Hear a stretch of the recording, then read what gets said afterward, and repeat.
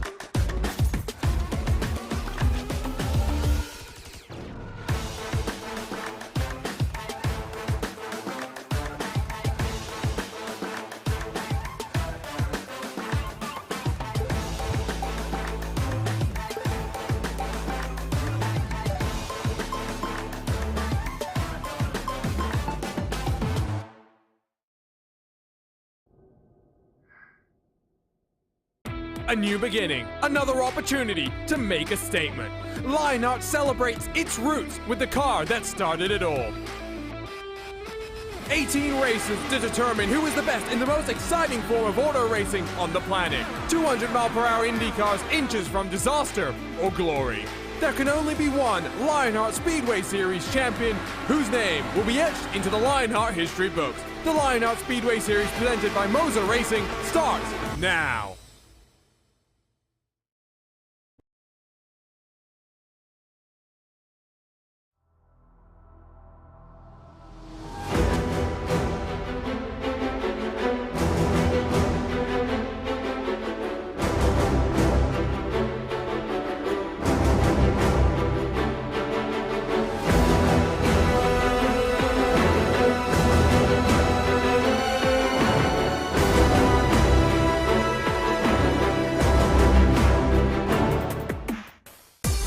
A new season means new opportunities. For some drivers, 2021 was a whirlwind of emotions. Last year, competitors such as Barrett Rolfe and Robert Metzger III had stints of momentum of lightning quick pace, but it was Alexis Newsom who found her groove at the right time to score the title. But you know what the beauty of a new season is? A clean slate. New chances to score wins, new chances to score points, and of course, new chances to become a Lionheart Speedway Series household name. This is the ButtKicker Miami 200 presented by Moser Racing. Hello everyone and welcome to the first race of the second season of the Lionheart Speedway Series presented by Moser Racing, live on RaceSpotTV and ESTV. My name's Justin Prince. Alongside the booth for this season is Andrew Kinsella for today's coverage, along with our producer Andrew Kankipati for today's action. I'd like to remind you that the Lionheart Racing Series is powered by HyperX, makers of premier gaming gear like the legendary Ultra Comfortable Kyle line of gaming headsets. Whatever you play, however you play, HyperX knows we're all gamers. For more information, visit HyperX products at www.hyperx.com. It's time for our Graphics Esports Countdown to Green for what's going to be an exciting new season, Andrew.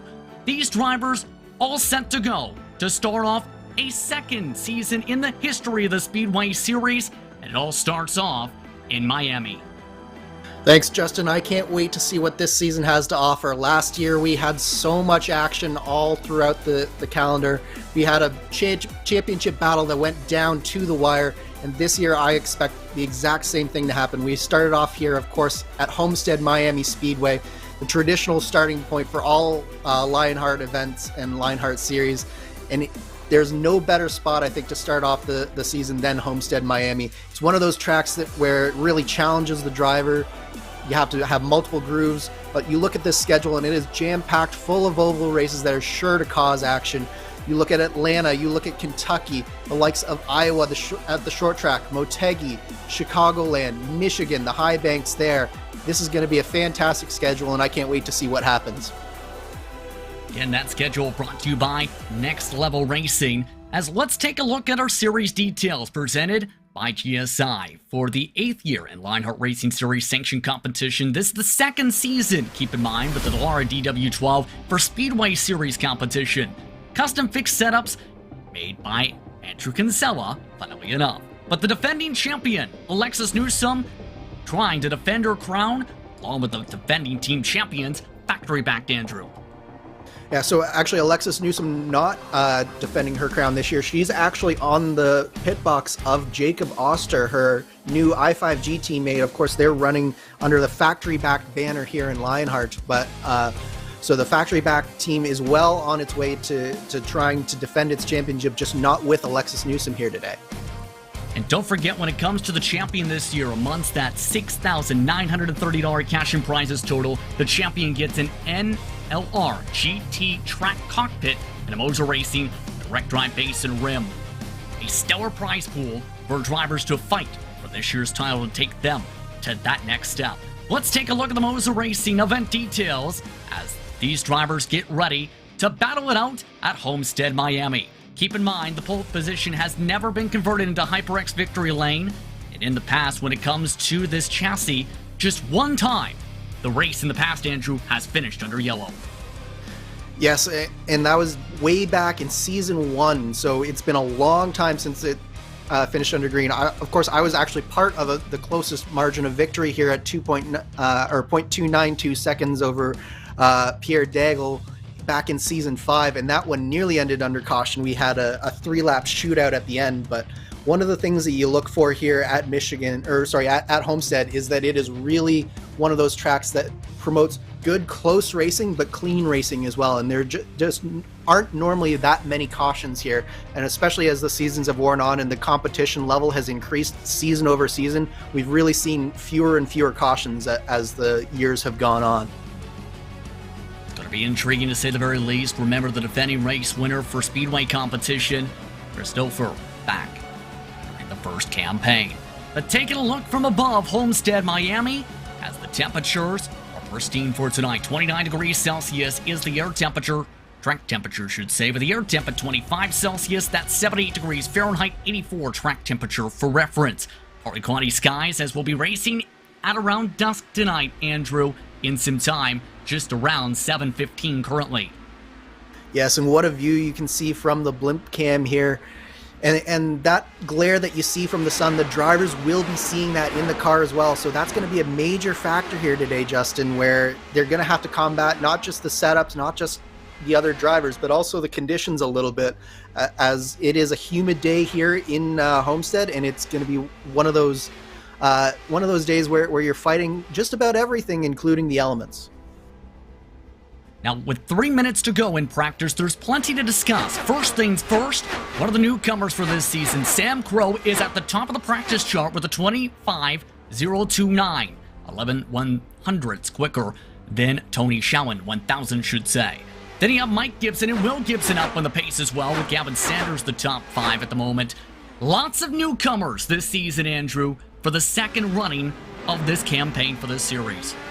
Yeah, absolutely. A lot of newcomers and a lot of people who have sort of been out of Lionheart for a couple of years, so they're new to the series, but not necessarily new to Lionheart. You look at the likes of Michael Goodman and Joe Hassert making their returns as well.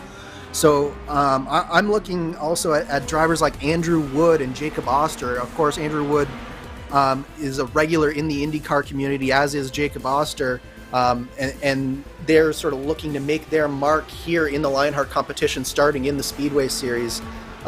Gavin Saunders is another name that I'm sort of very intrigued about. He actually runs the Nissan Micra Cup in the real world, so it'll be interesting to have a driver with real world experience sort of getting his feet wet more on the oval side here in the sim. Keep in mind when it comes to the rookie banners, when looking towards the roster, 21 drivers have the yellow box indication for tonight's season opener. Try and prove that they can be the next champion in Lionheart sanctioned competition. 90 seconds away. Let's talk about how these drivers will be handling around the track tonight, because we discussed a bit of setup before going on air this evening. And the main indication you had, Andrew, is similar to last year, but maybe more packier compared to the previous running. Yeah, you should see a little bit more drafting, a little bit more pack racing, but the aero push that you see in the DW12, it'll definitely still be a factor. You're going to see people running different lines through the corners, trying to take advantage of the draft down the straight. I think at the beginning of the race, you're going to see a lot of swapping of positions, and then as the run starts to go on, the tires go off just like normal, and you see that the race start to string out just that little bit. But I think that it's going to be a very racy setup, and then as the track cools down just that little bit, as we get closer and closer to sunset, it's going to heat up the competition just that little bit more. So I think we're in for a fascinating duel throughout the course of this evening. And keep in mind, when it comes to this type of a series, many of the top drivers who joined IndyCar competition at the end of last season, who will be chasing after Rookie of the Year there, like the defending champion of Alexis Newsom in this series, like a Barrett Rolfe, and many others who showed great pace during their time up at the top level in IndyCar Series sanctioned competition for Lionheart.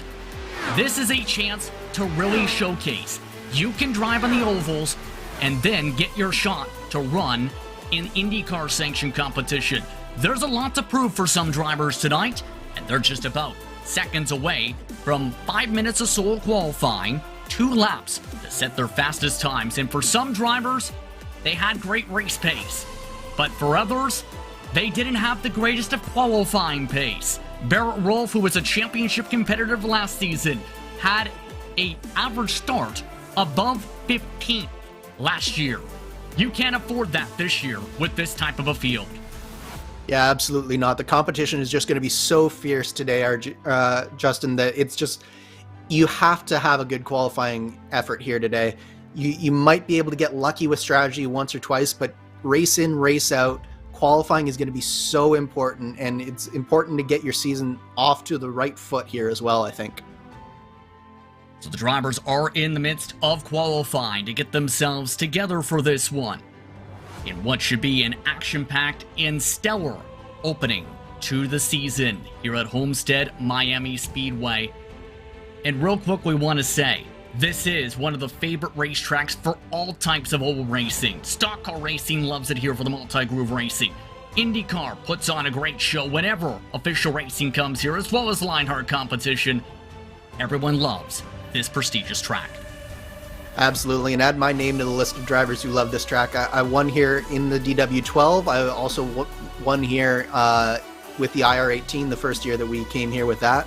So it is just one of those tracks where it's just so much fun to drive. It's so much, there's so much in the driver's hands that you can run different lines. It's not just with your hands, it's also with the throttle pedal and controlling the car that way. It's a driver's oval, and it just promotes great racing. So yeah, definitely count me in as one of those drivers who loves this track. A few of the notables when it comes to the rookies. You mentioned Jacob Oster, for example, under the factory back banner with Alexis Newsom on the box tonight. You also have new teams coming into the fray, like Team Race First Arctic. Remember, they came in with Race First and then Orange. You also have Gabriel Wood, who is known for his work in the NASCAR scene. On the pit lane, he's bringing JD Esports to open wheel racing. He's made his name over the sim racing world for the past few years, and particularly recently, Monday Night Racing. Gonna be interesting to see how he fares, having to run 18 races in this car. Yeah, absolutely. We have such a diverse background of rookies here. I think is the real story. We have IndyCar veterans, we have NASCAR veterans, we have people who maybe have less experience on iRacing but are experienced elsewhere. You have real world drivers coming in, so we have such a diverse background of drivers that I think it's going to be fascinating to watch as the season progresses. Who are the ones who can really adapt to the Lionheart style of driving and the Lionheart way of having to attack not just a single race, but this whole grind that we have over an 18 race season. It's going to be fascinating for sure. The interesting thing about that diversity, you also throw in drivers who are known more so for racing the pro trucks on the dirt side, like James Watson, a little bit of road experience there too on the setup side there as well. And then you have Ricky Harden, who has the rookie stripe since he'll be making his series debut this season. So qualifying's underway. It's Will Gibson who's currently at the top of the board with a 25.013. Dakota DeMade just almost got the pole with the 25.016. Then Big Joe Hessert is back in the field for this season. He's third. Mike Gibson, Gabe Wood rounding out the top 5. Currently looking at one of the motorsport.com machines. This is Jacob Oster, factory backed, putting up a solid time in the 25 flats, but look at that tight margin. That time is only 8/100ths back, but it's around 20th.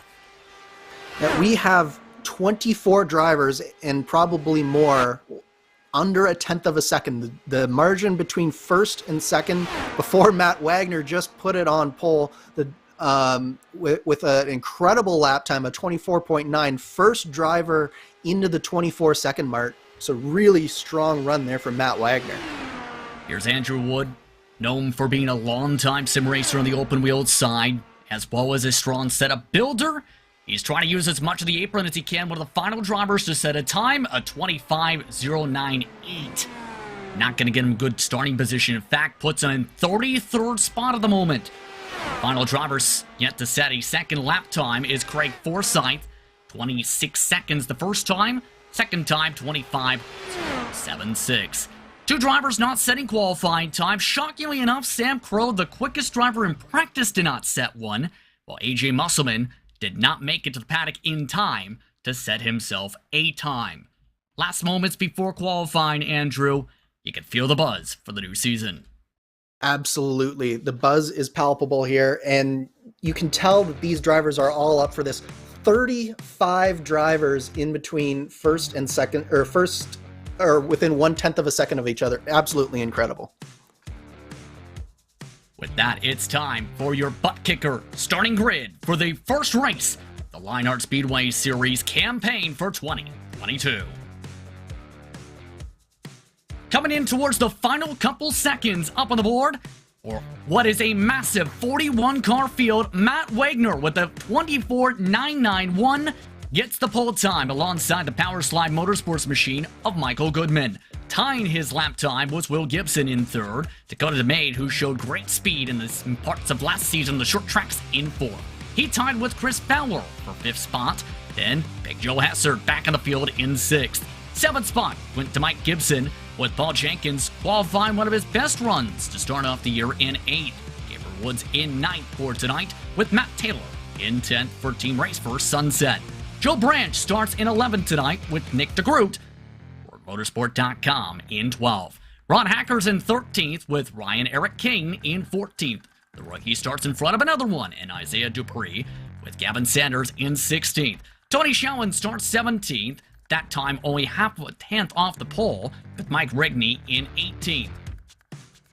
19th spot this evening went the way of the number 5 machine. That was to Charles Teed, with Samuel Ryman making the field in 20th. Luis Gonzalez Nunez starts 21st, Dane Mull in 22nd. Jeff Gion starts 23rd alongside Ricky Harding, who makes his Speedway Series debut tonight. Craig Forsyth for 4D Sim Racing looks to play 4D just from 25th. Gonzalo Munoz in 26th. Christian Jasper starts 27th, with Jacob Oster at his debut, starting deep in the field in 28th. 29th went to Vern Hawkins III, with Trevor Malone rounding up the top 30. Braden Carter starts in 31st, with Shane Coogan in the 32nd spot. Rounding out the grid, Gatso and Anzaldo also lined up in front of Watson and Short, Wood and Herrick, last driver to set time is Hugo Gallas. Then Musselman and Crow did not set times for the first qualifying session of 2022 for the series. Drivers are already starting the roll on Ford. Let's quickly take a look at our featured onboard cameras for tonight's action. First, you have Nick DeGroot and the NLR on board. Take your racing to the next level. Visit nextlevelracing.com. With the HyperX on board, it's Matt Taylor. Whatever you play, however you play, HyperX knows we're all gamers, and HyperX is always ready to game. With the GSI on board, it's Chris Fowler, makers of high-end esports equipment and controls. Visit GomezSimIndustries.com. The last on-board feature throughout the evening will be the ButtKicker machine. Sim racing is better with ButtKicker. Visit thebuttkicker.com. 41 drivers set to begin a brand new season. Matt Wagner in control of the field at Homestead Miami Speedway. Competition, commitment, excitement. This is Lionheart, and this is the start of the 2022 Lionheart Speedway Series campaign. We're underway from Homestead.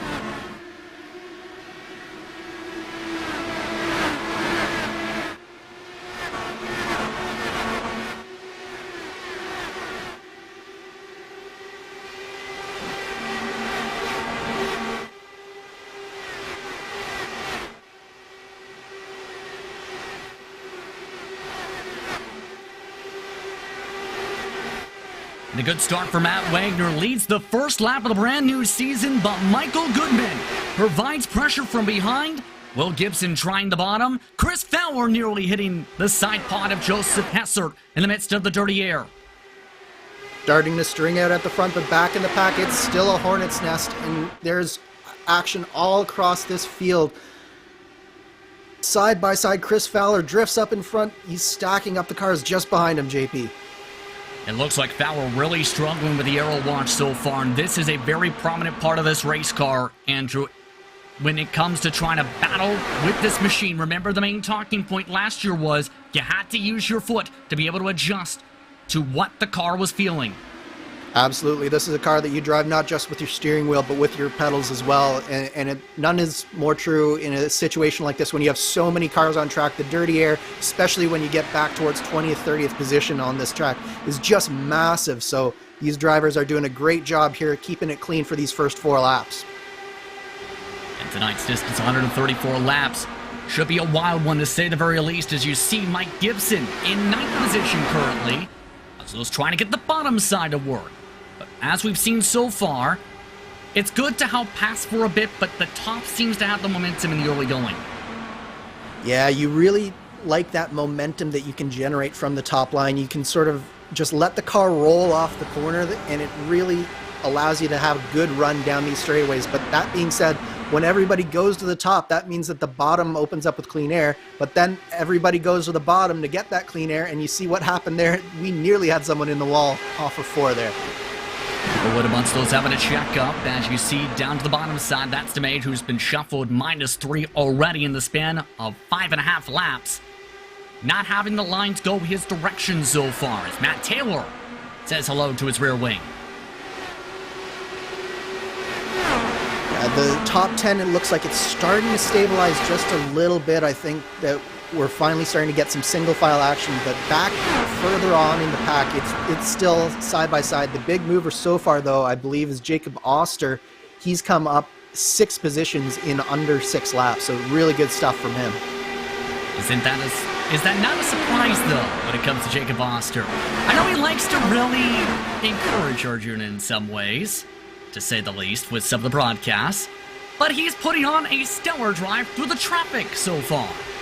Yeah, definitely not a surprise. We know that Jacob Oster is a very strong driver, but I think the surprising part for me was just how far back that he did qualify here, but it just goes to show just how strong this field was when a guy like Jacob Oster qualifies way back in 28th position. So he's definitely working his way through the pack, but it's not going to be easy for him whatsoever.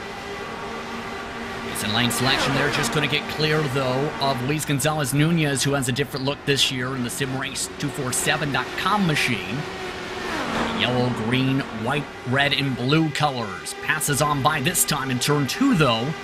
Utilizing that bottom side. Of note for the race lead, Matt Wagner's broken the draft already, Andrew. It only took him 9 laps. He's broken away from Goodman by almost a second and a half. Yeah, really strong stuff from Wagner. He's really put his stamp on the beginning of this race. So it'll be interesting to see just how well he's able to keep up the pace as the run sort of unfolds here. The other thing to consider is that by running this fast this early, he's definitely not on any sort of fuel save right now. So it'll be interesting to see whether some of that comes back later on in the race where we start to get a little bit more strung out, traffic becomes more of a thing, and whether Wagner is able to deal with that as well as he's been able to start this race.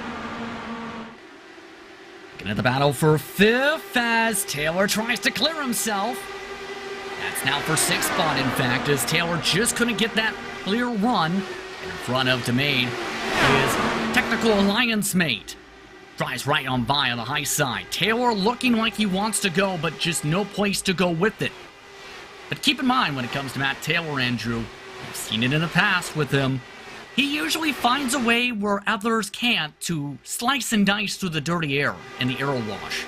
Yeah, absolutely. Matt Taylor is one of those drivers who is willing to take risks, and many times it pays off for him, but also there are times where it doesn't quite pay off the way that he would like it, and I would say it's cost him in some situations that we saw, particularly towards the end of last year. So I definitely think that Matt Taylor has come back here this year refocused and really looking to cement his spot in the Lionheart pecking order here in the Speedway series. So it's definitely intriguing to watch him getting into a battle already this early on in the season. Nick DeGroot in a battle himself, meanwhile, getting passed on the outside again by Mike Gibson. Once one of the many newcomers, Gibson Racing is the backing for Mike Gibson and Will Gibson. Expecting big things out of them and some of their experience on the sim side. We take a look at the rest of the trains. Yeah, the Gibsons have really been showing a lot of speed in the practice sessions that I've been in. They've always been up towards the sharp end of the grid, whether it's just in lap times or in the races themselves. So definitely 2 drivers to watch here as the season unfolds. But yeah, you're definitely seeing the cars, the tires are starting to go away just a little bit from these drivers. It's starting to string out, but there are some brave drivers trying to make alternate lines work, and I think that you're really seeing that some of these battles, what you need to be looking for is, can they do what that car for 20th just did there, is clear them coming off of the corners. If you can clear a car off the corner, you can make the bottom work, but we're seeing the top line is really sort of the favored position just because it is so difficult to get clear on the exit. See Big Joe Hester amongst those clearing on by once again to get single file in the battle going on for about 5th. Could have made passing by Taylor. Taylor had passed that 82 machine before trying to pass the purple and white car. So now Taylor having to rework that same position he already had gathered before.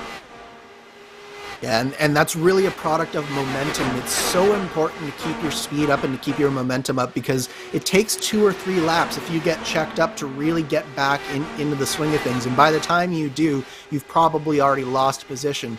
And so that's really what happened to Taylor through there. Looking back now at the battle for about 10th position. As they still try and sort themselves together, Ron Hacker has actually moved in front of Gabe Wood, who slipped now to 13th. And that JD Esports machine falling back in the order. The lead car in this grouping is Tony Schowen at the moment. They're nearly a second back, however, of Mike Gibson now. The 31, preferring the middle groove.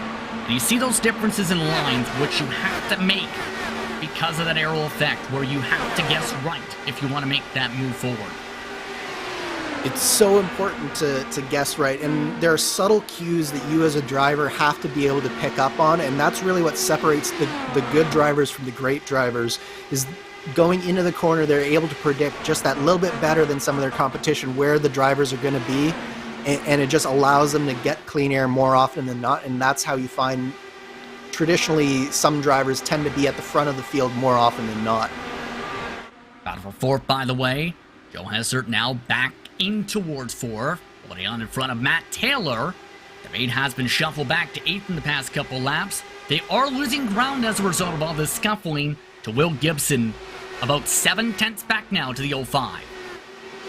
Yeah, and I think part of that is that because Gibson has fallen so far back of Goodman as well, Gibson's just able to get a little bit more clean air on the front of his car, and he's able to get through these corners a little bit more. Really nice move there. And we're just cleared the bus, and now Hesser going back and forth in the heart of the pack. Meanwhile, right on behind, Tony Schowen fighting. Here's a look back up to the battle for fourth. And Joe Hesser trying to do the slider back. Can't make it work in turns 1 and 2. That is the first time I think that Taylor's really gotten clear of Joe Hassert. He took 3 or 4 runs at Joe, but he wasn't able to get by. Now he finally is. So let's see what Matt Taylor has. He's looked quick so far tonight, so let's see if he has anything for Gibson in front of him. Taking a look on board. This is the HyperX on board. And you see that difference of clean air versus aero wash and dirty air running tucked up behind somebody's wing. Just an extra bit of speed. Yeah, and the dirty air is sort of a catch-22 because you do get an advantage running in the draft down the straightway in a straight line, but it's so hard to get through the corner well, and you really need to be careful to find that line and find the fast way through. So it really is a challenge for these drivers. Let's take a look at some of the drivers finding it challenging to make their way through the field. Amongst those, Andrew Wood. Wood is currently in the 30th position, battling for 29th with that chalk car to the outside and creating Carter. Not the way he wanted his debut to go in this series, knowing the talent he has in open competition on the iRacing service. I think, JP, that it probably has to do with the choice of materials for his paint scheme. I think the wood that he's put on his car is just holding him back just a little bit.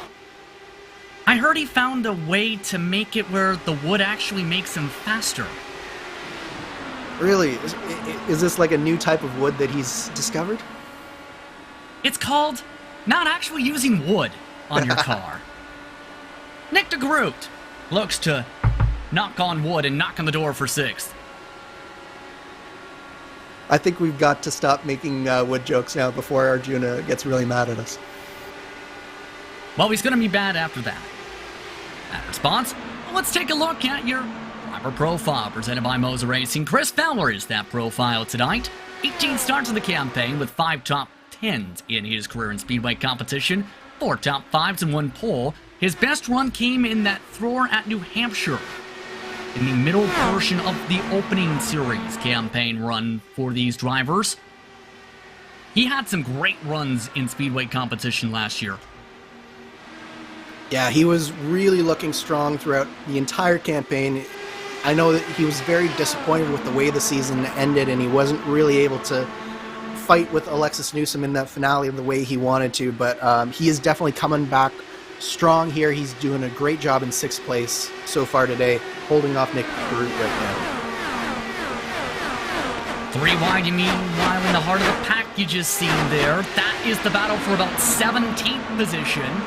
3 forced up to the top side, Rigney on the bottom. Bert Hawkins the third, shuffling in from that middle line. These drivers are fighting really hard, mind you. These cars are 7 seconds behind the leader. Every last second and every position counts in a race like this because you never know what's going to happen. You never know how long a green flag run we're going to get, and you never know how the strategy is quite going to play out until we get further on in this race. So I don't blame these drivers for going at it as hard as they can. Every position matters. Debris bad exit off the corner. Gets squished up by Vern Hawkins the third, one of the biggest movers for the field right now, a plus 11. Only driver higher. Gvaster, a bit of a bobble, though, for Hawkins the third. Yeah, Hawkins is definitely one of those drivers. He's been around the Lionheart competition for a while, and he's really starting to figure it out. He didn't have the best qualifying position, but he's really showing some pace in the race here today, and it's good to see that he's starting to really get on top of the car and get this figured out this season. Here's a look now with Gabriel Wood. And as we follow along with this battle for 12th position, it's worth noting the fuel window for drivers like Wood who have to think about how he's going to plan this out. In clean air, the fuel projection is 39 to 41 laps. But as we know, draft can play into different hands here. Different lines can play into different fuel marks. And with the fuel projection stretching to as late as 10 to go, I wouldn't be surprised if some drivers try the two-stop tonight. I think that it's definitely a temptation for many of these drivers to, especially if you're further back in the field, the likes of a Jacob Oster or an Andrew Wood, they might be looking to some of those alternate strategies like you mentioned and just trying to find a way to get into a better strategy position, because it's going to be very difficult for them to really make up the positions on track. Getting very close to lights on, but the caution's out for the first time. One driver up into the outside wall. We're under yellow for the first time. A big shunt in the heart of the pack noticed. Mike Gibson gets the worst of it in the O2, and we're under yellow for the first time this season. Massive impact there through turn one. Looked like it was Gibson and who is that? That's Tony Schowen on the inside of him. And it just looked like Schowen tried to go to the inside, and then at the same time, Gibson was trying to make that same move. So it just, Schowen wasn't intending for that to happen, I'm sure, but at the same time, probably maybe needed a little bit more room given there for the two drivers, I think. Especially with that line positioning. Here's a look one more time. You can see the thought trying to set it up with the maid on the outside, but you're right on the spacing. There was still a lane and a half down. And Mike Gibson pays the price. He is the first driver to have to take a tow on the evening. There goes that strategy discussion, somewhat. It's basically a tight window for a one-stop under green from here. Yeah, I think the strategy from here is sort of in the opposite direction. I think you're pretty much committed to a two-stopper at this point, but the question is, how do you split up those two stops? Because the window here is going to be pretty wide in terms of when they can come down pit lane. So do you potentially try and stretch this first stint out, or do you try and split it equally? There's going to be some different strategy in that respect, I think. Off and away the race off the pit lane. Matt Wagner coming across first once more. Samuel Ryman stayed out to try and get a lead lap and did secure that mark. Sam Crow missed his pit stall amongst that sequence. So everyone coming in for their fuel. Tony Schowen, for obvious reasons, having to take a wing change under the caution. But the reason I mentioned the possibility of trying to split it up from this mark at a 1 is, what's 44 times 2? 98. Or rather, that's 88. Math is hard. Pardon me.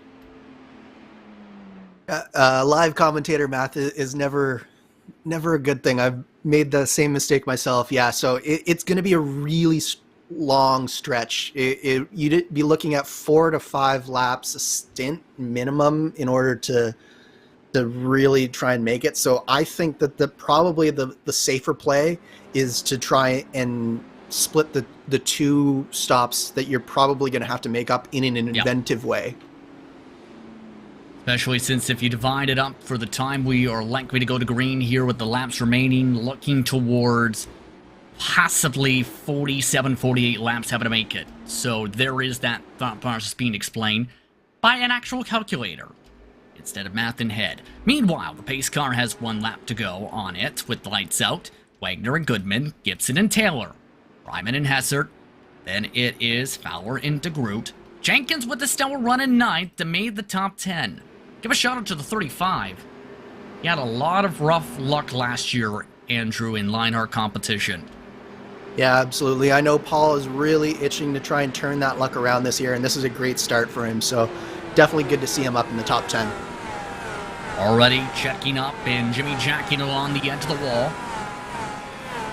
Keep in mind, when it comes to IndyCar protocol in real life, single file, usually around the outside groove, such as what we're seeing here. Wagner in control of the field. Green flag, back it away.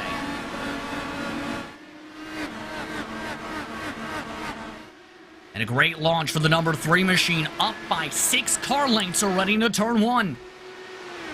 A nice launch there from Matt Wagner. And we haven't talked too much about Goodman, but Goodman's been doing a really nice job in second place too, but he's under fire right now from Will Gibson, one of the rookies. Will Gibson trying to find a way to build up a run. All of them followed the same line. Meanwhile, Gabriel Wood amongst the first of the side-by-sides. This is around 8th on back or so. Gabe Wood with the momentum high side, but Buxton forced a check up behind DeMade. Yeah, DeMade really the cork in the bottle here. You see that Jenkins has really put in a nice big gap between himself and this pack of cars. So we have sort of an 8-car breakaway at the front, and then this hornet's nest of 4 or 5 drivers really trying to figure out who is the fastest driver to lead them back up to that pack of 8. Some snaking amongst the lead drivers. Looking in the heart of some of these packs right now as drivers settle out. The bottom groove for Wagner. 2x2 now for third. Gibson's under fire by Matt Taylor. Taylor tries to send it to the inside. He tries to park the bus and completes the pass for third. Nice move from Taylor. That's really what you need to do, is take advantage when the caution bunches everyone up.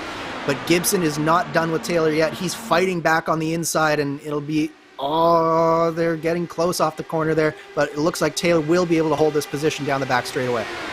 Meanwhile, the battle for ninth has lost them nearly a full second, but guess who's leading the train? Jacob Oster, who's up 19 positions. This is absurd.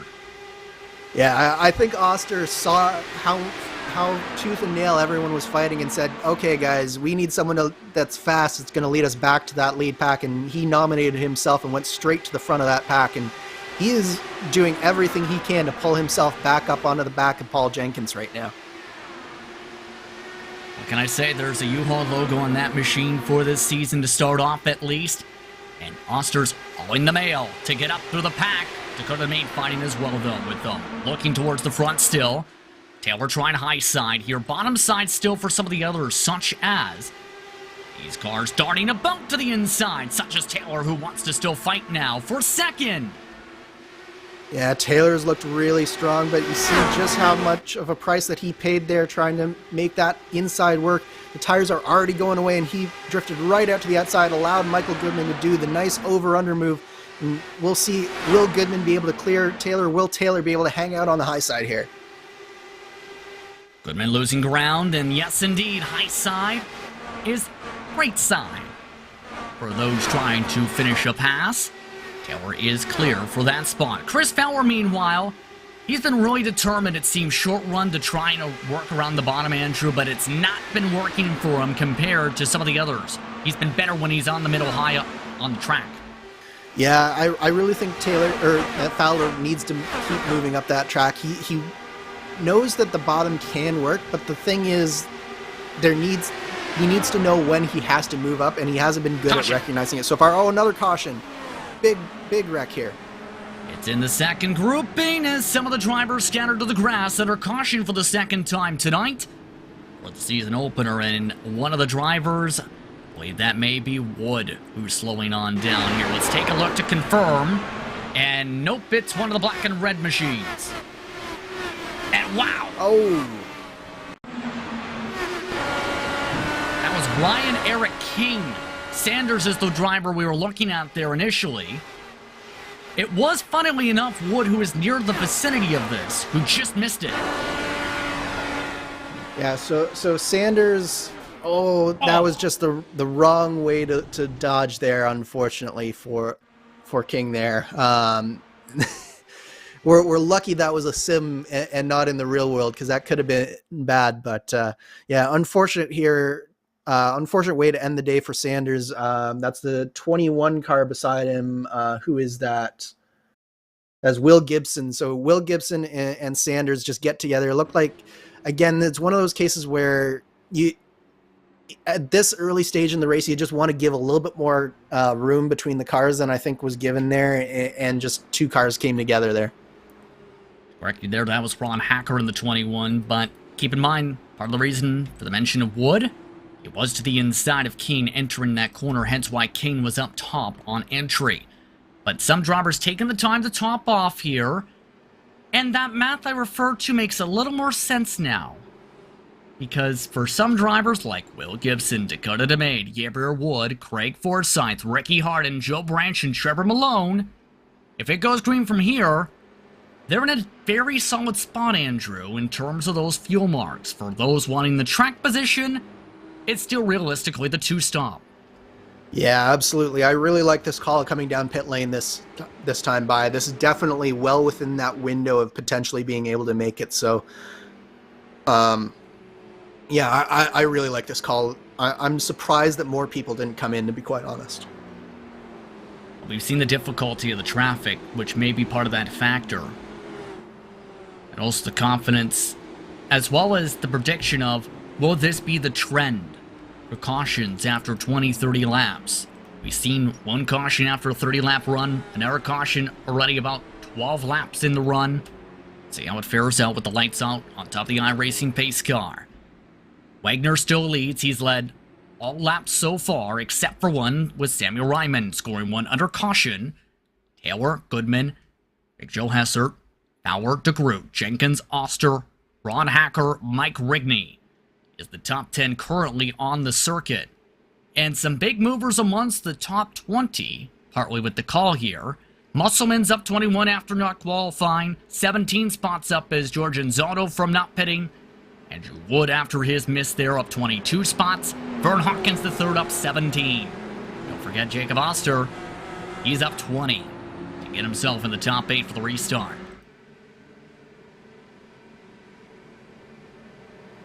The lights are on here at Homestead Miami Speedway in Homestead, Florida. It's time to get back underway at this 1.5-mile circuit. iRacing pace car off. Matt Wagner in control of the field. Green flag once more.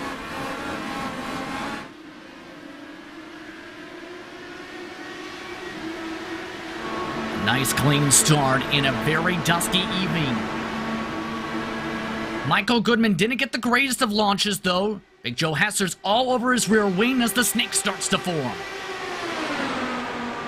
Yeah, Goodman really was a little bit asleep on that restart, and it's allowed Big Joe Hesser to really try and mount a challenge here. But these two drivers really have to be careful because they're very much in danger of seeing the top two cars break away.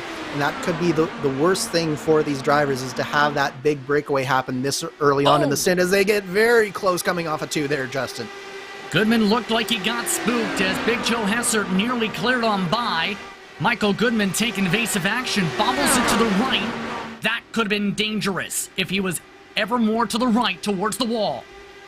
And look at right behind him, who do we have? Chris Fowler, who we were talking about earlier, and Jacob Oster, +2 already on the restart. He's already up to 6th position, and he just cleared his factory-back teammate, Nick DeGroot. We'll see if Nick DeGroot's able to follow the Pied Piper, the number 9 machine. When it comes to that pace, most drivers single file it out already. Paul Jenkins, though, trying to get inside. You see the upper right-hand corner. So it's trying to shuffle. You also have this grouping into turn 1 that's trying to sort itself out. Yeah, this is, again, the time that cautions will breed cautions is in scenarios like this where the tires are a little bit old, but you still need to take advantage of when the field is bumped up, and you see these cars getting so close together through the middle of 3 and 4 there. You know, one of the concerns that could pop up, though, that difference in strategy we refer to, if you look around 19th on back, AJ Musselman's actually started to break away from said pack. It's 2x2 several rows deep with everyone who just hit here.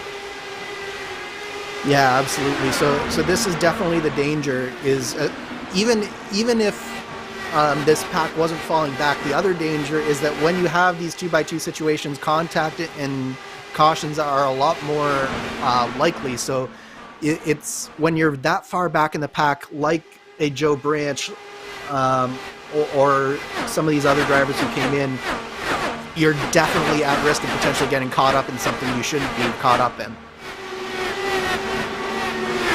Very tight racing going on here. You see with Anzaldo and Hawkins III, they've already nearly scrubbed side pods twice that past lap.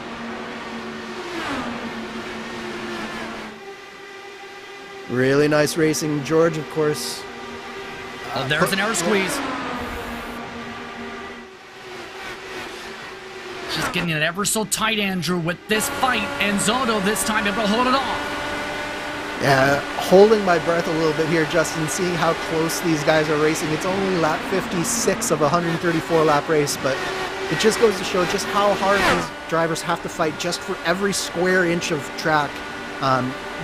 This series is so competitive, and you just have to fight lap by lap, corner by corner to try and get your way through this field. And it's battles like this that show why these drivers are so good and putting on the show that they are. Coogan with the popcorn seat to this fight as well, keep in mind. They are losing ground, mind you, with this side-by-side, but right now Coogan waiting for the chance for his time to strike. After all, they are actually pulling away from that hornet's nest of drivers. Pressure tires as a little bit slippy there. That was Jacob Oster coming up straight in front of Chris Fowler, and Fowler had to get well off the gas in order to keep off the back of Jacob Oster. I'm not quite sure how they didn't manage to have a disaster there, but good heads-up driving by Fowler. But Jacob Oster now into the top 5 after starting 28th, Justin. They did make contact, it's worth noting, Andrew. Just check to make sure. How will that impact Fowler now? Is there going to be damage to that wing that will require a change? That's a big question mark now. And Chris Fowler, in turn, has pinched Nick DeGroot to the bottom of the track. Yeah, definitely not a lot of give and take going on right now on track, Justin. These drivers are racing each other as hard as they can. It doesn't look like Fowler has any damage there. I think he managed to escape without any sort of detrimental effects, because he's taking it right back to the back of Jacob Oster right now. So I think we got away with one there. Have to see, and nearly knocking the wall down is DeGroot too with the aero wash. A little bit lucky there as we take a look now, a few positions on back. The Georgian Zoldo fist fight around him with Coogan now looking to make a pass. He's already been passed by Hawkins III, who's ran away by nearly a full second with the help of the next pack up. And I've raced George Anzaldo many times, and one thing I will say about George is he will fight you for every inch and every position. So I don't think that battle is going to go away anytime soon. Up the road, meanwhile, here's a look back at Fowler. Looking to try and find a way back around Oster. They are starting to slowly reel back in a touch bit at times. Michael Goodman, who has a bit of clean air. Yeah, it's definitely interesting to see what Fowler is doing here, because some laps he really seems like he wants to try and pass Jacob Oster, but other laps he seems to just be a little bit more content to ride behind Jake and see what Jacob can do here. But I think the key is, will Oster be able to keep on reeling in Goodman, or will you start to see that gap opening up a bit? Because I think that will really dictate what Fowler does here. Already quickly approaching the halfway mark in this one. 71 laps to go this time by. Here's a look again at Ron Hacker. Very nice run so far for the 21 machine. I'll give him credit. Had that bit of contact earlier. Has been cleared with that respective incident due to internet-assisted contact in that mark for the second yellow. But he's been doing well to be able to keep away from fights like this one with Tony Shalwin going 3. Yeah, 3 wide at this stage in the run I don't think is the smartest thing for any of these drivers to be doing, but it's just one of those things where you have so many different lines through the corners here that sometimes it just sort of happens even if you don't want it to, but they fall sort of back in line. Tony Shalwin's getting hung out on the bottom side here just a little bit, and he's falling back now through this field. Yes, indeed, with him getting freight train. Luis Gonzalez-Nunez, who had probably some of the worst luck in all competitors in Lionheart Sanctioned Competition 2021.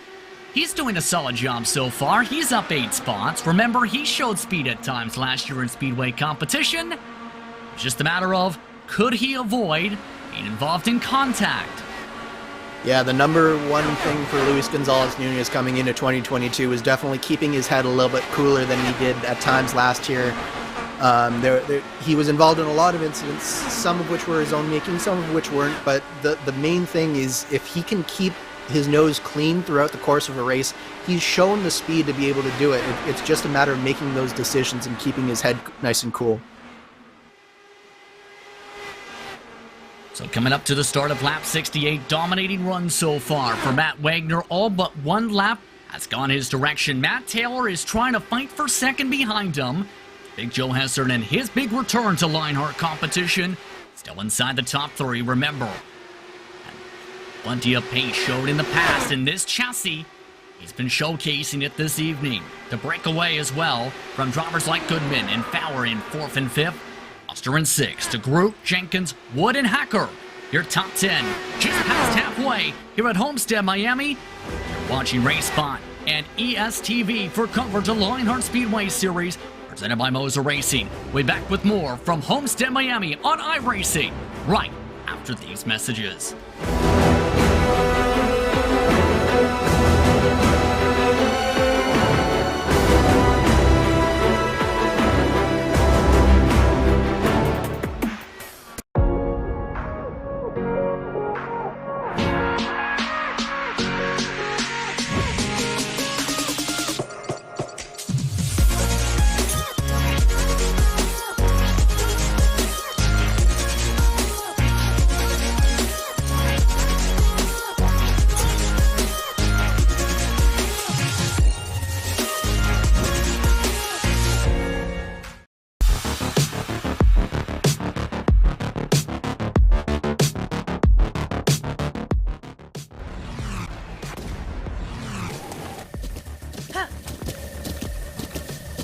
With the ButtKicker Gamer 2, what you see and what you hear is what you feel.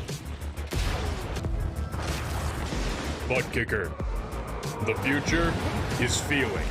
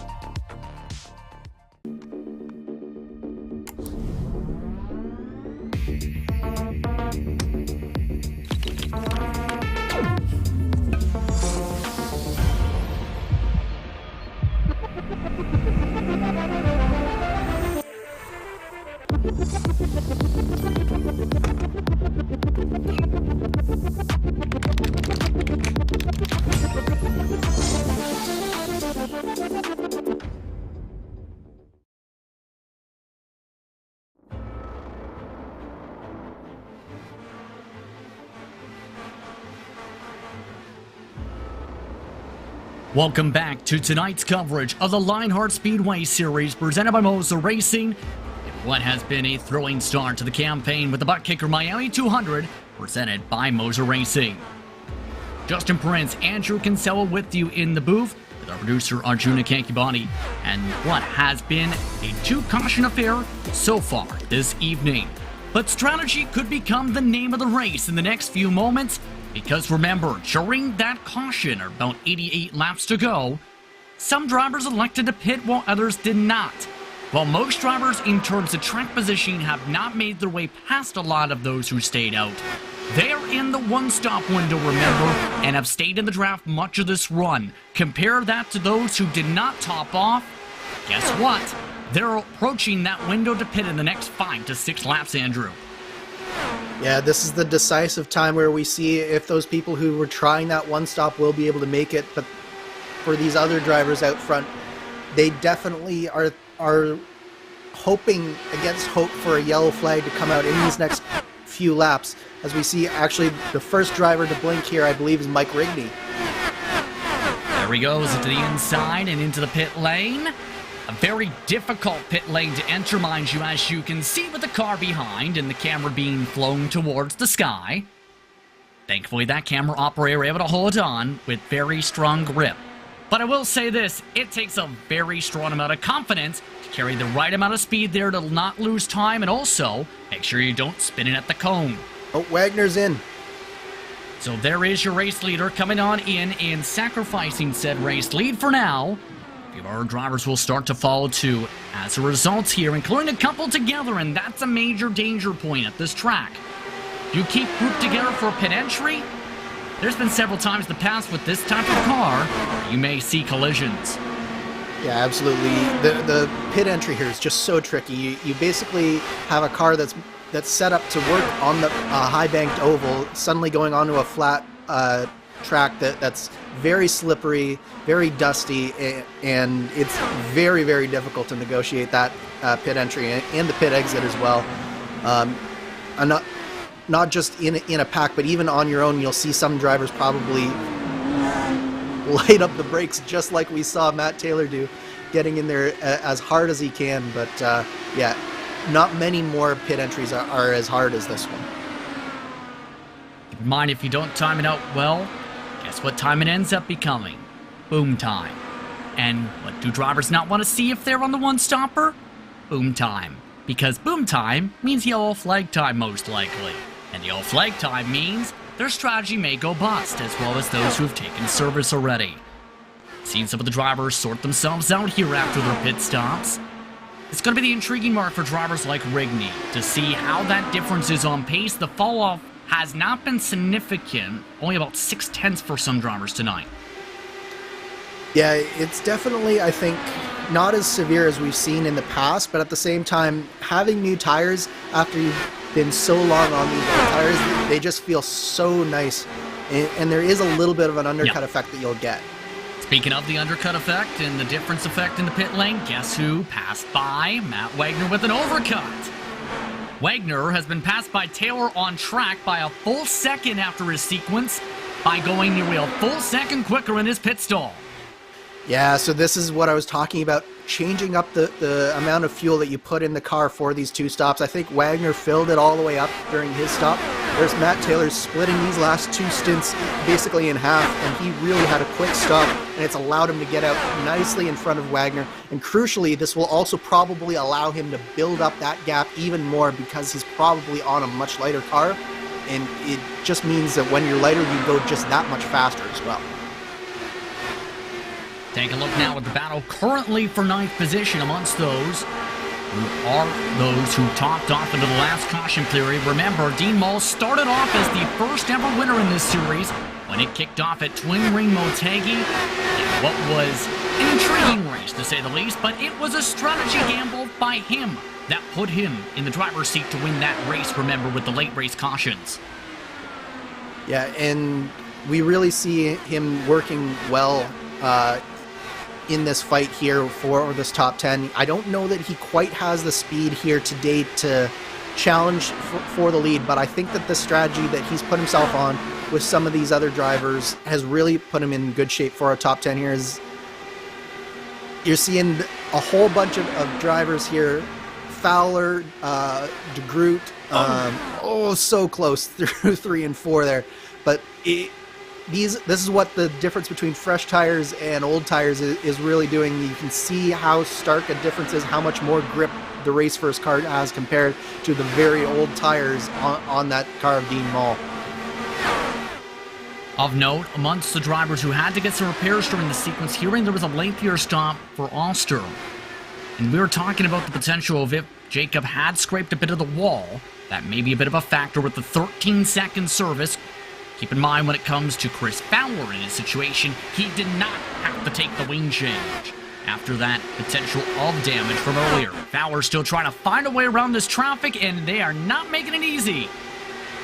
Yeah, Fowler didn't have a wing change, but I do see a little bit of damage on his right side pod and the little flip there, so that might be hurting his performance just a little bit, but if it is, it's not hurting him very much because he's doing a great job trying to come around the outside of all these cars that are...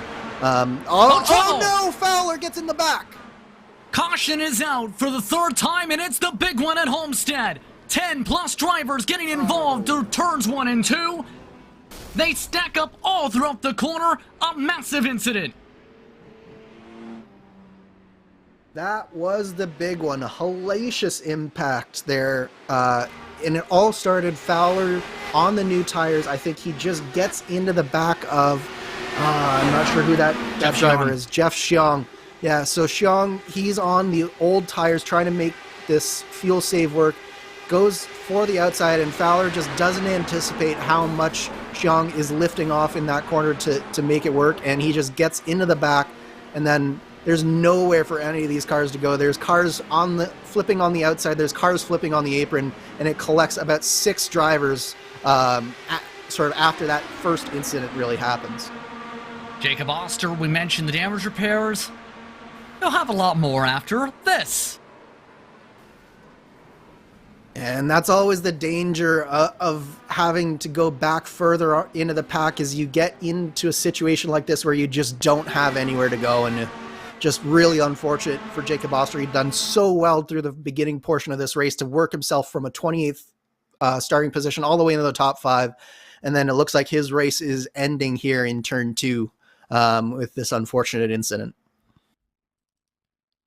Plenty of drivers stacking up in that secondary blockage on the bottom side. Jim Herrick amongst those, Vern Hawkins the third, Hugo Galles, Tony Schowen, Andrew Wood had to dodge drivers, one driver in the grass, and Christian Jasper. I will say this though, the one-stoppers just had the luck go their way, because guess who was calling in to pit that lap? Dean Mull and the new race leader from all that, Craig Forsyth.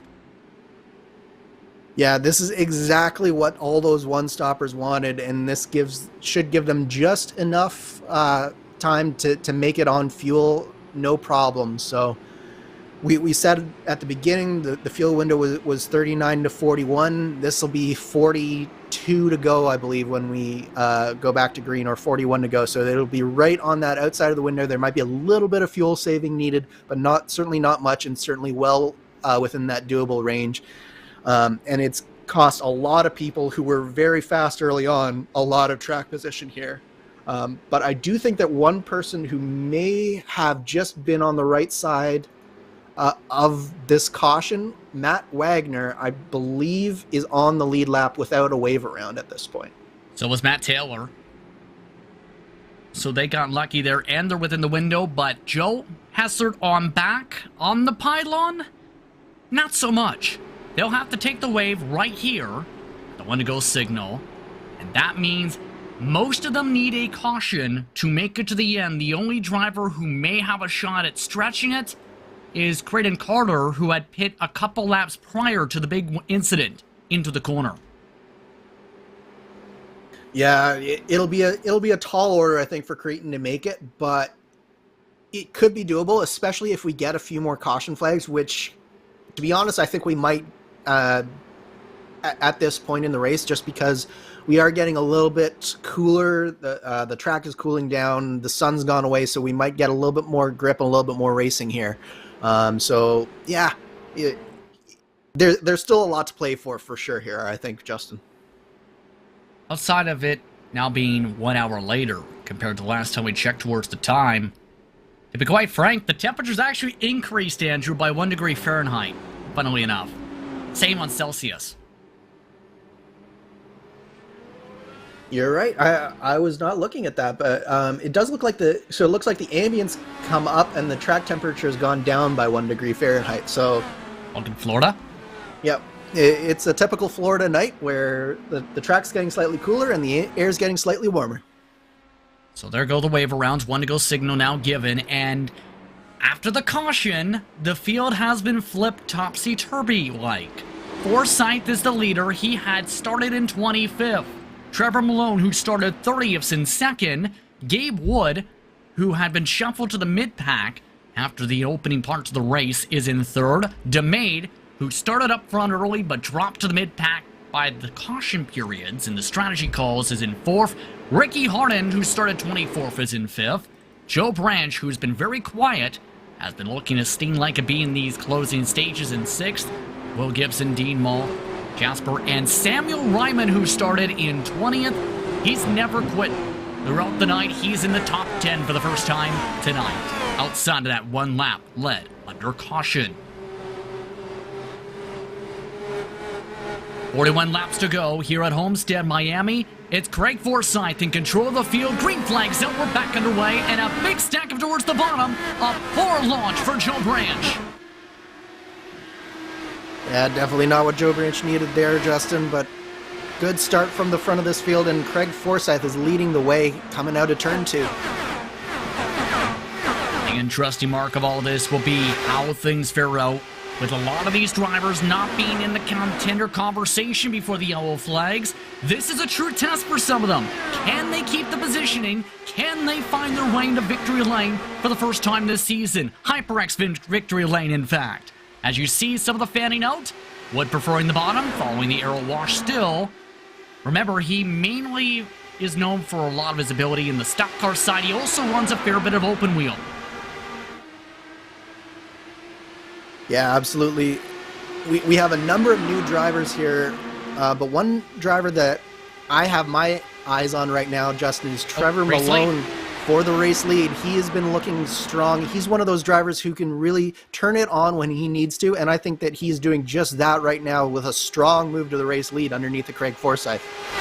Trevor Malone for the race lead for the first time this season now looks to pull away. And he's pulling away and then some. Craig Forsyth struggling in the arrow wash.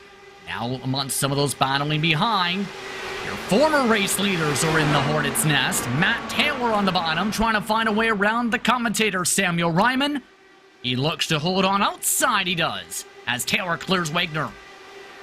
Oh, this is where it gets dicey, Justin, especially when you have two aggressive drivers like Taylor and Wagner in such close proximity. They're both just chomping at the bit to try and get back through this field towards where they were before, but they've got to be very, very careful here that they don't trip each other up, because it can so easily happen. Go ahead. Nearly tripping each other up is Gabriel Wood with a slide from underneath from Will Gibson. New race leader again, it's Ricky Harden to the point. Everybody wants the lead, everybody gaining confidence. Now contact as Trevor Malone touches the wheels of Gabriel Wood. Wood knocks into the wall. Wood still keeps his foot in it. What is going on?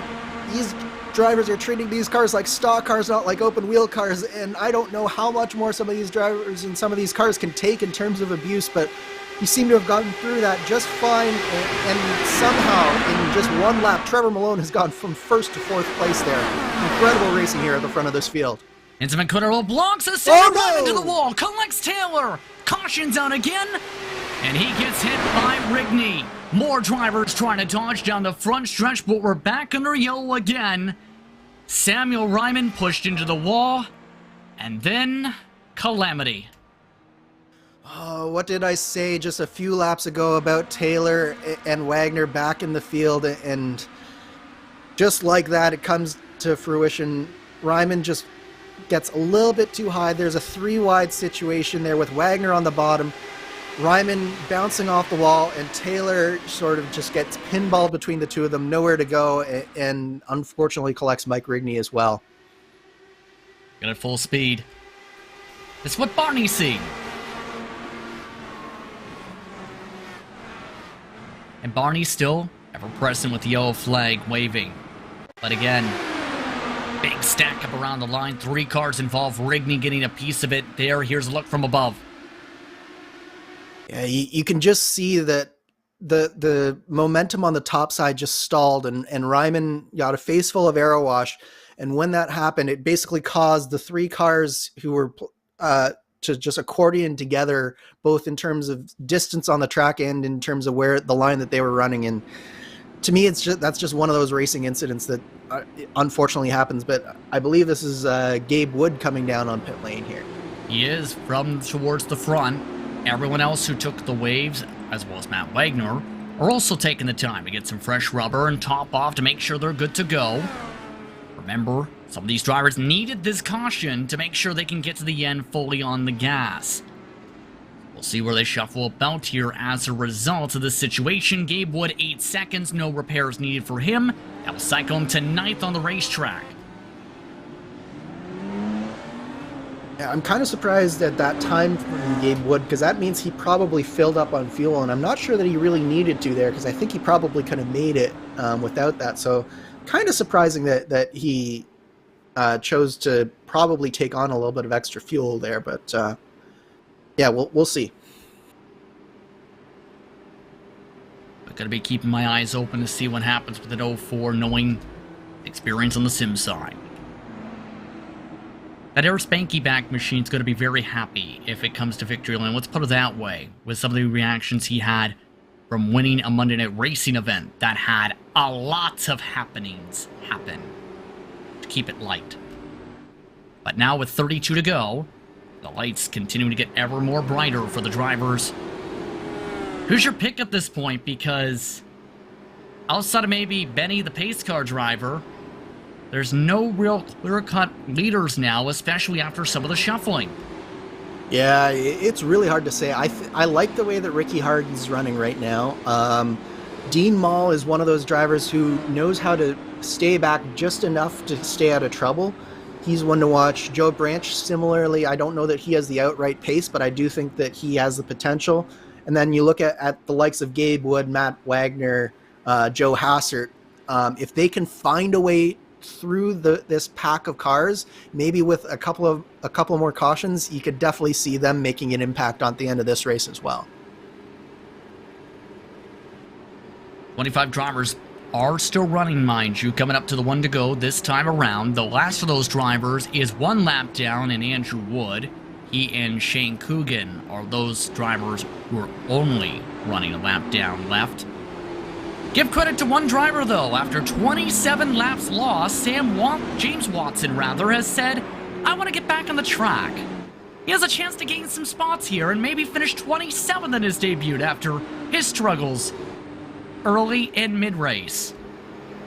Hey, he stands to gain 10 spots just by if he can keep his car on track and on pace. Then more power to him, because 10 spots in the championship in a competitive thing like Lionheart, that's nothing to sneeze at for sure. But the main thing is that Lionheart does have rules, so he can't just come out under caution. He does have to make sure that he has the speed to maintain proper race pace here. So hopefully we'll see him be able to take advantage and maybe gain a few positions here.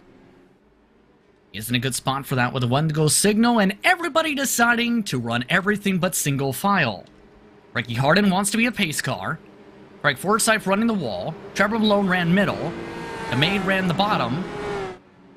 All of them will be the wall, though, in a minute. I think. Yeah, they'll all get lined up here in just a second, I think. It's almost like grade school, right? When you're told by your elementary school teacher, everybody getting a single file line, be able to line up. Okay, Tommy, get yourself up into this line, and then you get this. And then, in regards to this racing, you have to get ready to sprint. Ricky Harden sprints to the green flag. We're backing away, 30 to go.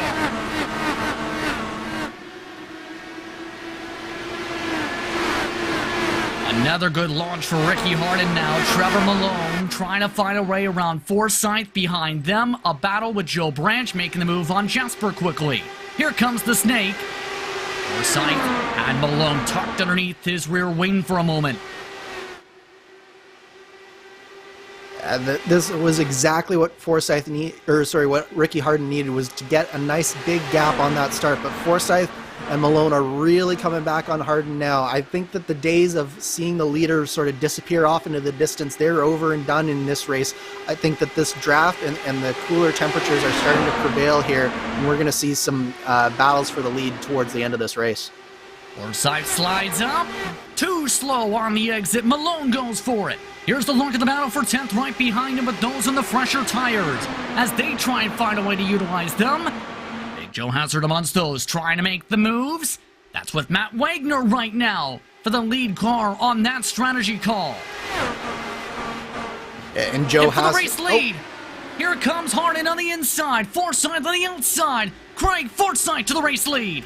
What a power move from Forsyth, and I don't think that Harden's done losing positions as Trevor Malone looks to the bottom, but Forsyth gives Malone a face full of air, and he pushes up nearly into the side of Ricky Harden there.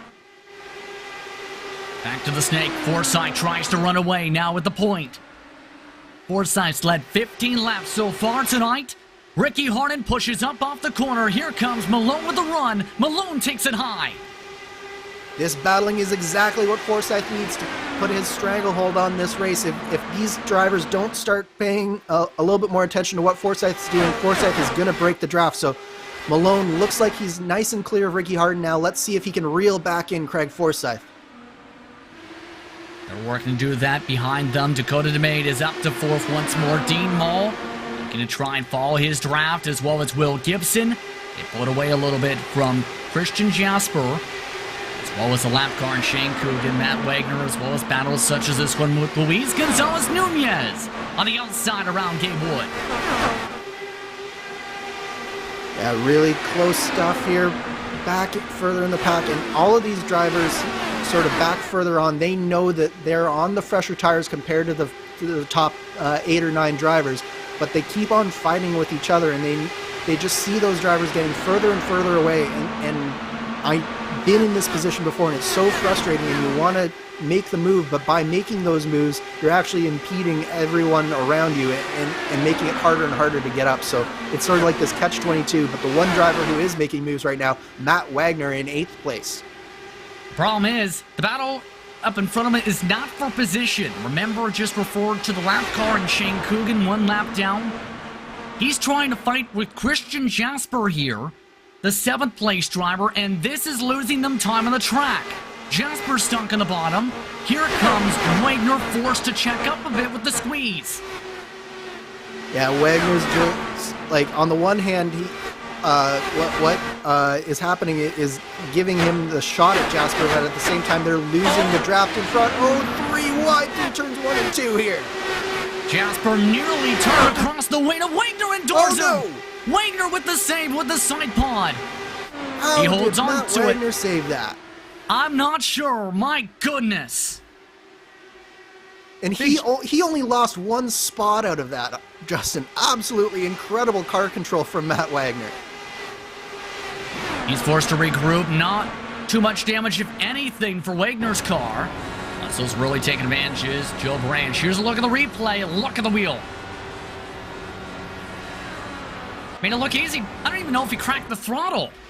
I think it was, he didn't crack the throttle, but he did touch the brakes. You could hear the brakes just come on just a little bit, and that was what saved it. Without touching the throttle, he Caution! hit the brake. Oh, caution on the Speedway. Once again, it's Matthew Short this time to the back of the group. And we're under yellow again. And this sets up a wild finish possibly here in Miami as, brace yourself, this is a wild incident with Wood. Yeah, oh so my goodness. The old damage model never disappoints in terms of spectacular crashes, Justin. But yeah, unfortunate incident here with Wood. He already wasn't having a great day, and just it looked like who was that? Was that Dean Mall that he was around? Dean Mall remembers up front. Or sorry, one of Dean Mall's teammates then. Either way, for Short, there's a phrase I use. That is, sometimes to make a pass, you almost have to try it, such as that in Herbie Fully Loaded, which is a reference to the movie that aired in the mid-2000s, where Herbie was able to make a pass. Creighton Carter made the contact there, and then Short pulled a Herbie. Yep, Short just nowhere to go on that one, unfortunately. And now this is decision time. So you look at Matt Wagner, he's coming down on the pit lane, but no one else is coming down with him, which is kind of surprising for me. If I were in the position, I probably would have actually come down and took on fresh tires again, especially if I was in the back half. But it looks like just Matt Wagner coming down pit lane here. It's understandable with Wagner in, well, having a massive slide. I want to make sure the car's okay. As he's up on the jacks for Charles Teed, AJ Musselman, Creighton Carter also coming on in. Carter having to get a wing change. No damage repair needed for Wagner. An 8.2 second stop. Musselman took 9 seconds. Teed, 8 seconds. But now it comes to about 15 laps to decide it at Homestead, Miami. Kind of getting flashes of Twin Ring Moteki's season opener last year to start the campaign, as it's everyone's favorite time. It's fuel burn time. Yep, you can hear the revs chirping and the rev limiters chirping there. Yeah, this is this is going to be an interesting final 15 laps here, Justin. I don't necessarily like our chances of going green for throughout this run to the end here, because I think a lot of these drivers are just desperate to start the season off on the right foot, and a lot of drivers here are maybe in positions that they don't find themselves in very often, so you might see a few drivers taking risks that they otherwise wouldn't. So my money is probably on one more caution before the end of this race. Getting an official word from Matthew Short. Says he had nowhere to go. Frustrating, he says, as he wanted to keep it clean tonight. Heartbreaking for his debut in the Speedway Series this evening. Not the way some drivers want their opening runs to turn out with the DNF. You want to finish your debut and want to run well at the very minimum.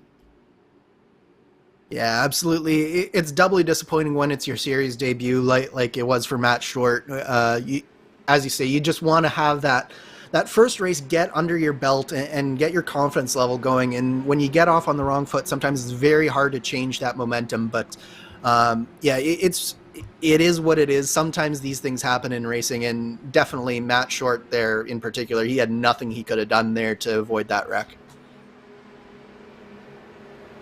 So it's Forsyth, Malone, Hardin, DeMade, Moll, Gibson, Hassard, Branch, Jasper, Nunez, the top 10 now. First on fresh tires is Wagner in 18th position. And right now, lights coming out this time around. 15 laps to decide it. Forsyth in a decent spot, but remember, the sliders have been starting to really get flowing in the first couple laps after the restarts, as of late. Yeah, I like where Forsyth's at, particularly this far into the tire run. I think it's going to be harder and harder for the guys like Malone and Hardin to really get a run on him. I think they've probably got one, maybe two runs before the tires really start to go off and this becomes Craig Forsyth's to lose. But that being said, we know that Malone and Hardin are Chargers, and if they do see an opening, they're probably going to take it. We've seen that already with some of the three wide battling and how dicey it's been getting for some. Craig Forsyth looking for the victory to start off 2022. Off right for him. Trevor Malone looking to do the same. He's in the conversation for a couple different victories in 2021. Can he get that done tonight too? Or will it be Hardin in his rookie campaign in Speedway competition? Let's find out. Pace car off. This time stacking the box. Off and away.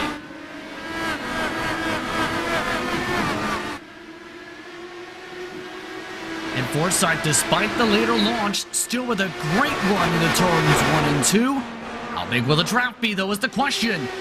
Nunez with some problems. He's apologizing on the radio. They're stacking 2x2 around him. Now they crush behind him. Wagner's in the wall. 3 more collect behind him. Carter flipping upside down. Ron Hacker upside down. We're under caution again.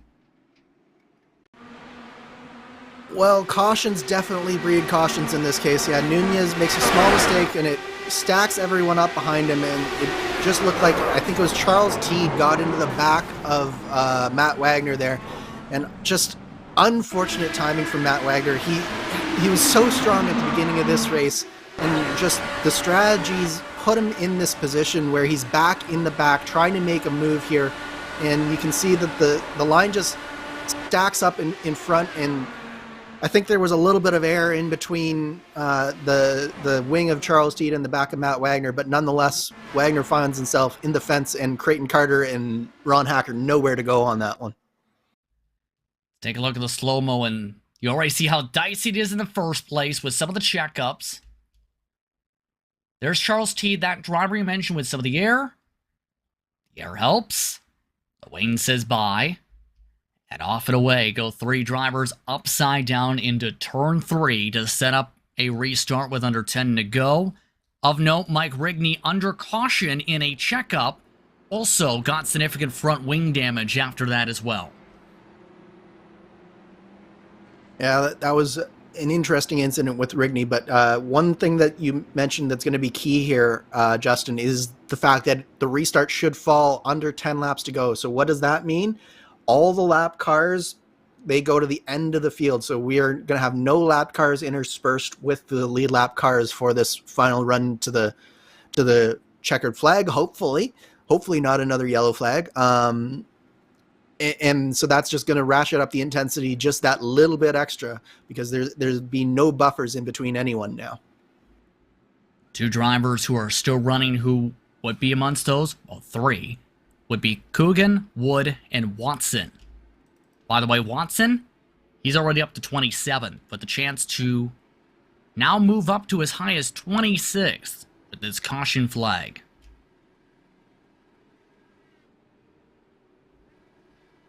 But now Forsythe has to do it again, Andrew. That's the tough thing. He showed his hand the first time there, stacking the box, similar to that you may see in a stock car race. And everyone handled it very well. Yeah, if I'm Forsythe, I'm probably going to change up my start just a little bit here. What I would do this time is I'd probably back up the field just a little bit, allow the pace car to get a little bit more of a gap, and then go really early here, try and get a jump. This is sort of the chess game that happens in these races sometimes when you get caution after caution. You can't do the same green flag routine every time, or else the car behind you starts to anticipate what you're about to do. So you have to sort of stay one step ahead of the guys behind you in order to maintain the gap that you need to take it home here. Coming up to 1 to green this time by 11 laps to go at the stripe, 10 to go when the green flag flies, so we'll see how things sort out.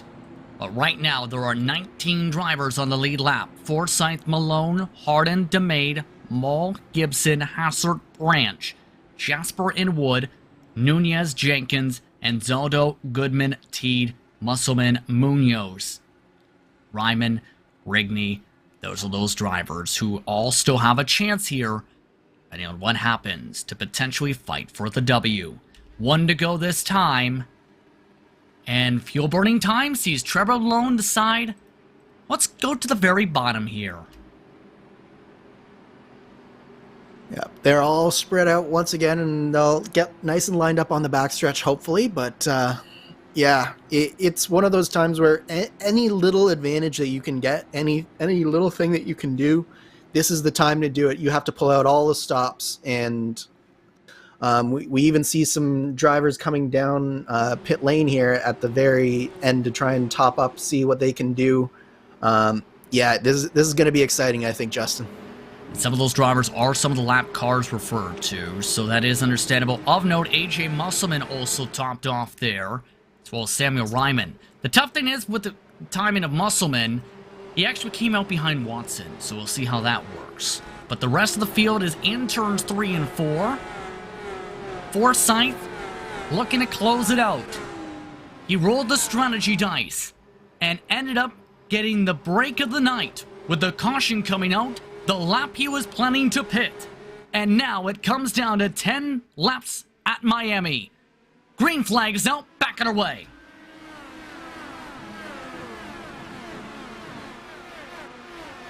Now a good launch for Craig Forsythe, but Malone keeping within 5 car lengths there. Behind him, Will Gibson, Dean Mull and company did not get a good launch. They're near 3 wide and fully 3 wide and getting hooked in the back. Caution is out. Dean Mull, Will Gibson, Christian Jasper involved. Yeah, this is almost a copy and paste from the last caution, where we had a driver who just didn't get a good launch, messed up coming out of turn 2, and then it just stacks up on the backstretch there. And just really unfortunate there for Jasper in particular. He had just nowhere to go, but it all started up with Dean Mull just a little bit further up, Justin. Yeah, they're flying side by side. Look at that close clear. But then you have the near 3 wide, and wow.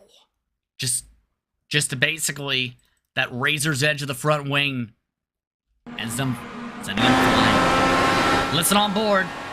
This is from the driver coming in Jasper.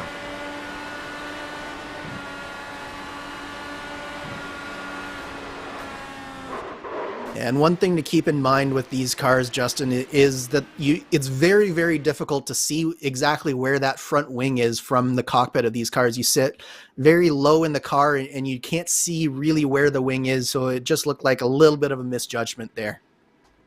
And that brings us under caution again. We're quickly approaching the point of no return, mind you now, because of this yellow. Looking at a window of maybe one, if there's a caution within 10 seconds, maybe 2 restarts at most. Yeah, I think this is really the one that is going to count here, Justin.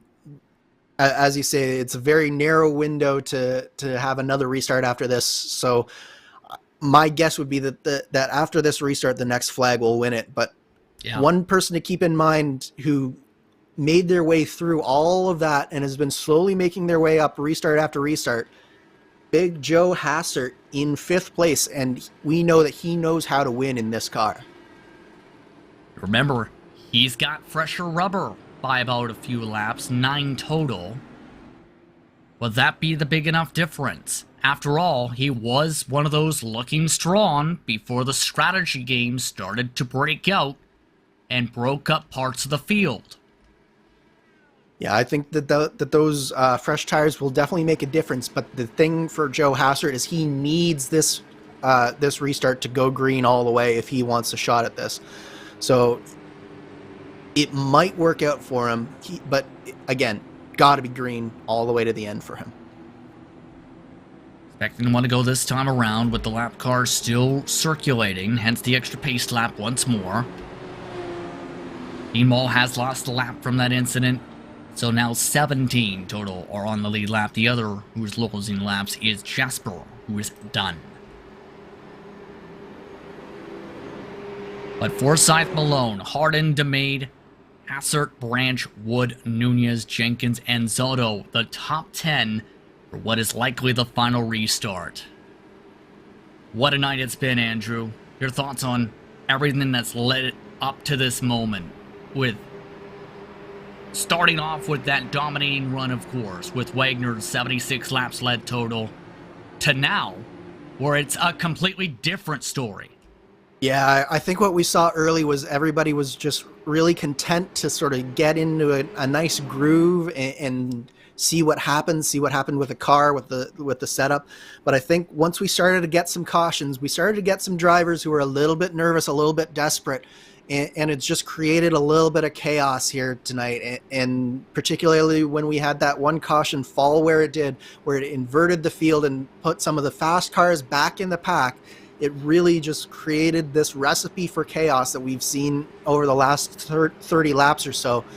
And I don't think we're quite done with that chaos just yet. Fuel burning still continuing for some with the one to go trigger. Forsyth in particular wants to limit the amount of fuel still in the tank by gobbling it all for the final restart, likely in this one. 5 to go. If we make it around the full lap, it will likely be the point of no return past. If there's a caution before that lap completion, we may get a one-lap shootout at best. It's all down to what these drivers do.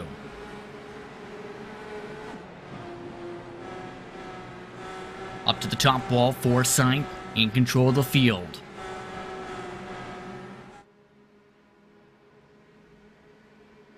Five laps to go from Homestead Miami Speedway. Who will come away with the victory in the ButtKicker Miami 200 presented by Moser Racing? We're about to find out. Green flag, 5 to go. And they're already spinning towards the back of the group. They hold on to it. We stay green. We just dodged a major bullet there, Justin. The car that spun down into the infield, didn't come back up. But up front, we have Ricky Hardin making a move on the inside of Trevor Malone for second place. But meanwhile, Craig Forsyth in the lead. Hardin drifting up the track. Here comes Dakota DeMade. 4 laps to go. The driver who had that incident to the inside was George Zotto. We still keep going. DeMade tries the bottom. Malone tries the middle. Forsyth tries the snake down the backstretch. Everybody snaking each other down the straight. Take a quick glance at what happened.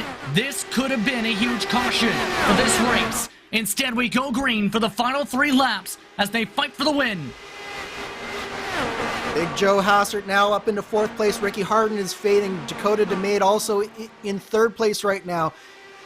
3 laps to go. Does Hassert have enough to make those tires last? I don't think he does, but Forsyth extending his lead over Trevor Malone right now. That gap nearly a half a second advantage. 2 laps to go at Homestead, Miami. That break continuing to build on up. Big Joe Hassert dives into the inside for 3rd position. DeMade tries to squeeze a touch. DeMade with the better run. Really close stuff between DeMade and Hassert is not done yet. He is doing everything he can, but DeMade is just covering him off too well. Meanwhile, Forsyth with the white flag here, he is romping away from Trevor Malone, 0.6 of a second now. Final time around at Homestead Miami Speedway. Forsyth rolled the strategy dice. He looks to hold on for 2 more corners. He'll run the middle to the bottom. Craig Forsyth with the strategy gamble and the timing will come away with the victory. He wins the ButtKicker Miami 200 presented by Moser Racing. What a run by Craig Forsyth. So many times in the past we've seen that he's run the strategy dice and it hasn't worked out. This time it worked out just perfectly for Craig Forsyth, and he did everything he needed to do on all of those restarts. Timed them perfectly, kept the cars behind him that he needed to, and he is a well-deserving winner here today, Justin. His first career victory in the Speedway Series in his 17th start, 3 top 5s and 7 top 10s before this. And he'll get the chance to celebrate with some friends.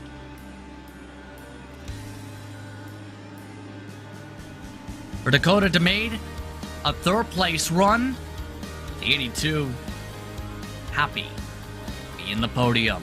Up for Craig Forsyth, he'll be happy to start off the year with the W. What an emotional night of action, to say the very least, as we take a look at the unofficial race results presented by Sim Race 247. Forsyth ran away in the final 5 laps. We mentioned, could he be the driver who plays 4D chess to win it from 25th? He did it. He wins over Trevor Malone. Dakota DeMade rounds out the top 3. Big Joe Hassert in 4th, with Gabriel Wood in his debut for JD Esports, making them smile in an open wheel machine in 5th. Ricky Harden was in the mix for the win late, dropped to 6th in the final few laps. Luis Gonzalez Nunez, after some rough patches, up to 7th. Joe Branch, Paul Jenkins, Michael Goodman, your top 10 tonight. Gonzalo Munoz recovers from being towards the back and keeps himself clean for an 11th place run. Samuel Ryman kept out of trouble to finish in 12th as an independent. Factory Back Motorsports driver AJ Musselman finished in 13th. Charles Teed did not have the best of closing laps. He finished 14, 25 seconds back. Shane Coogan 1 lap down with Mike Rigney. Then George Enzotto crashed coming to the final restart. That did not trigger the caution as he stayed on the apron. He finishes 17th. Will Gibson 18th. Dean Malt, Christian Jasper, your top 20. 21st went to Andrew Wood, 13 laps down in his debut. Then Ron Hacker and Matt Wagner finished behind him on the pylon with Graydon Carter. Matthew Short pulled a Herbie and finished 25th. James Watson could only get up to 26th after he came back on track after parking down the pit lane for 27 laps. Matt Wagner finished 27th. Tony Shalwin, Hugo Gallez, and Vern Hawkins III, the top 30. Jeff Sheehan, Gary Godsell, Jim Herrick, Nick DeGroot, and Chris Fowler, the top 35. Jake Foster showed great pace all night until he got launched to the sky after getting repairs done under green. Isaiah Dupree finished 37th. Sam Crow, after being the quickest driver in practice and not qualifying, finished in 38th. Gavin Sanders in 39th amongst the early cautions, and Ryan King finished in 40th. And the last driver on the grid tonight to start the year was Mike Gibson. after starting strong early 100 laps down.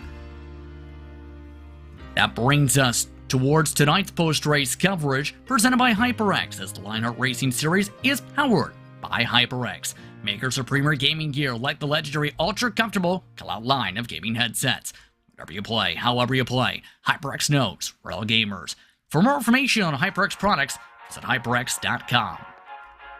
Let's dive straight towards the direction of HyperX Victory Lane, because one driver took the victory to begin the year, and that driver, for the first time in this series, is Craig Forsyth. Craig, he took some gambles strategy-wise, but in the end, it all came up you tonight. I can't believe how lucky I got with that caution. Just as I was pitting in. I had enough for 0.9 more of a lap, so I wasn't gonna be able to do another lap. And as I was decelerating to come in, that caution came out, and that changed the entire race. And we talked about during the race the potential of 4D chess being played, a play to your team name this year. The chess match seemed to go your direction, but what was that pressure like in the final laps, knowing that back and forth trend that was sparking in those final 30 laps before the caution started flying? I'd known from the practice races that I had good, long run pace. Like once the tires were down, I seemed to be among the fastest. I just knew that my qualifying pace is terrible. So starting 24th was honestly not a surprise for me.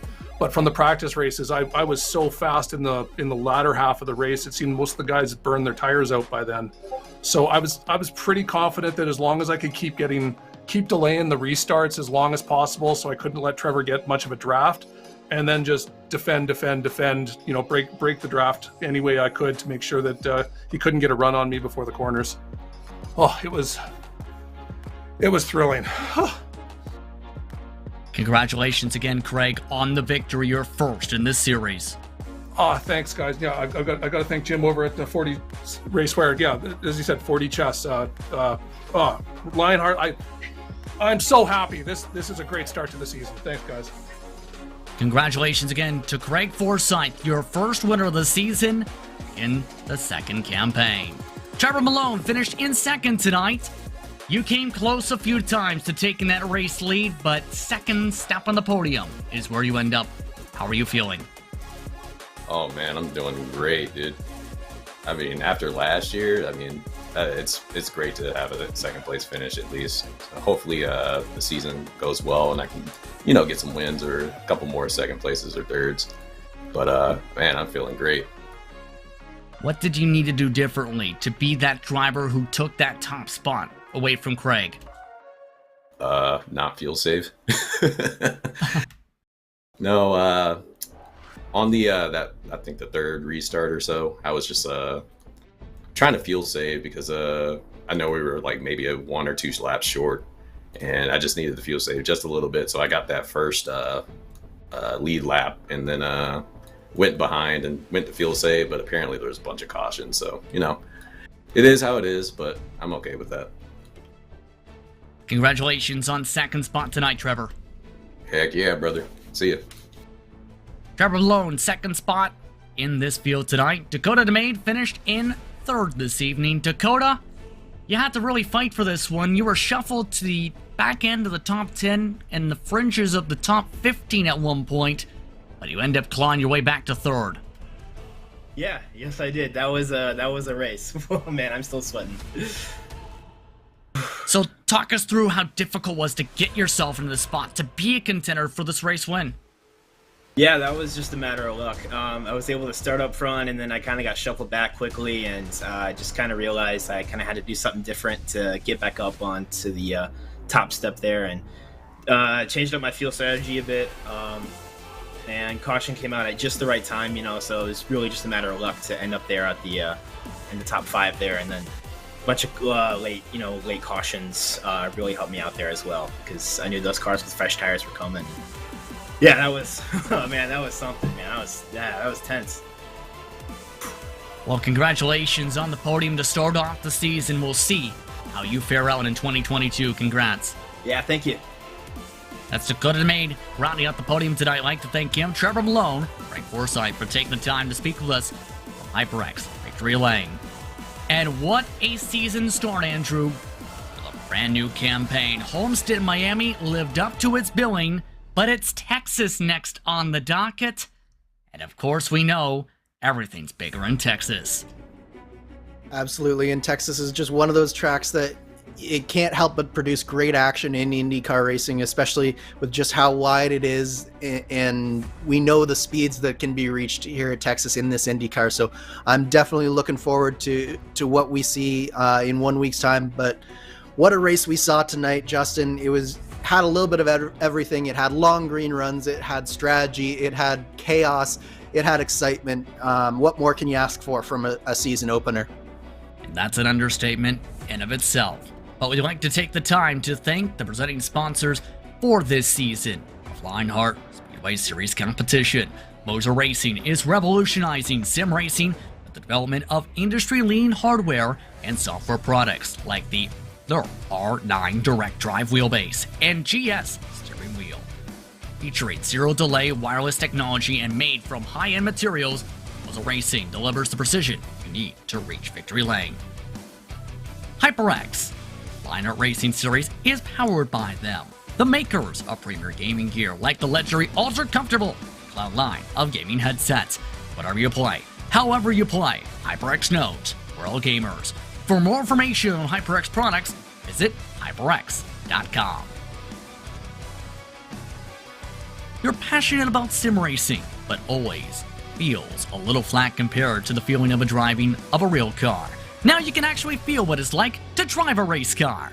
ButtKicker haptic hardware and software is easy and are easy to install and let you feel every bump in the track, slip of your tire, and engine redline. The tactile feedback is so accurate and realistic, you'll be driving faster and having more fun than ever before. Next Level Racing is an industry-leading cockpit and motion simulator manufacturer devoted to creating the most immersive experience possible. Global sim racing community. Take your racing to the next level and visit www.nextlevelracing.com.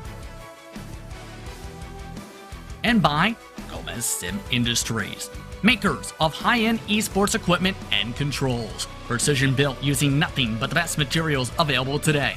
Passion and handmade craftsmanship drive each made-to-order build, bringing a driving experience like no other. Visit GomezSimIndustries.com. Lots more Lionheart competition is to come, and we can't go without thanking the many more sponsors seen on screen for all their support of the Lionheart Racing Series. To follow along with the action, go to LionheartRacingSeries.com or keep up with them on social media at Lionheart Series. But with that, I'd like to thank everyone for tuning in for tonight's action from iRacing's virtual Homestead Miami Speedway. The next time Lionheart action hits the track is tomorrow night when they go racing at New Hampshire Motor Speedway. That will be seen on RaceSpotTV and ESTV for the Next Level Racing 150 at New Hampshire, presented by ButtKicker. But with that, it's time to say goodbye. For Arjuna Kankipani and Andrew Kinsella, my name's Justin Prince. Thank you so much for watching tonight's action here on RaceSpotTV and ESTV. Congratulations once again to your race winner, Craig Forsyth. He comes away with the season opening W at Homestead Miami. Enjoy the rest of your evening. Good night.